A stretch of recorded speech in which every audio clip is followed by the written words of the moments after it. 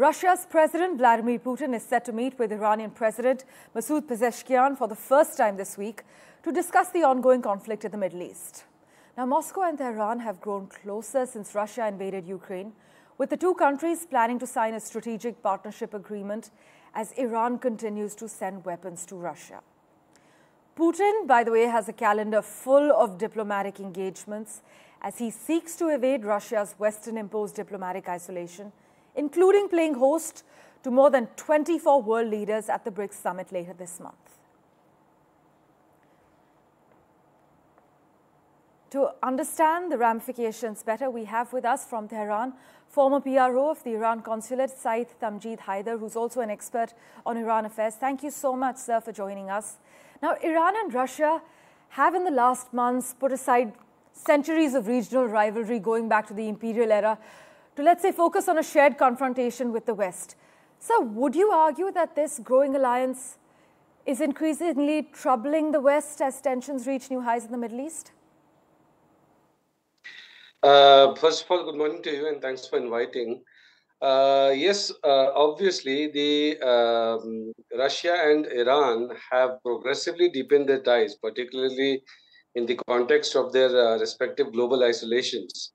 So this mutual agreement and the cooperation agreements between Iran and Russia will not only bother the Western hegemony, but also will influence the multipolar world, which we are,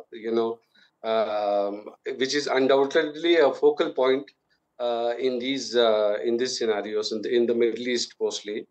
And this meeting at the forum in Turkmenistan, which is happening today, wherein the presidents of Iran and Russia is meeting, is a continuation of the strategic alliance between Moscow and Tehran, which includes military, economic, trade, and geopolitical cooperation. So this mutually beneficial relationship demonstrates strategic alignment in challenging Western dominance, especially the US and NATO influence in the region. Right. But sir, do you agree that Russia and Iran's cozy relationship may actually have a limit? In a sense, their partnership is limited by Russia's desire to avoid harming its ties to Saudi Arabia, the United Arab Emirates, and Israel?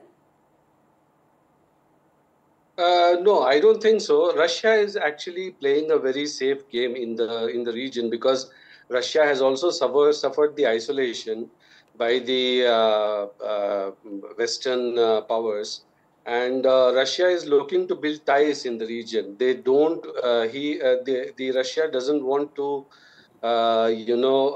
build tensions, and in turn, Russia wants to build relationships with the region. The Russia is playing in such a way that even it has good relations with Iran.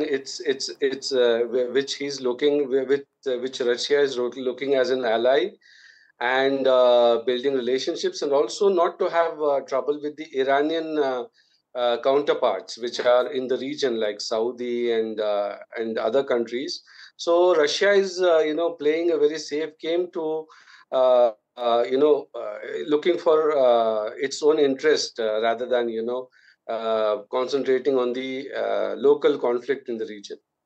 Well, the relationship, many analysts and geopolitical watchers actually point out that it runs much deeper than transactional ties.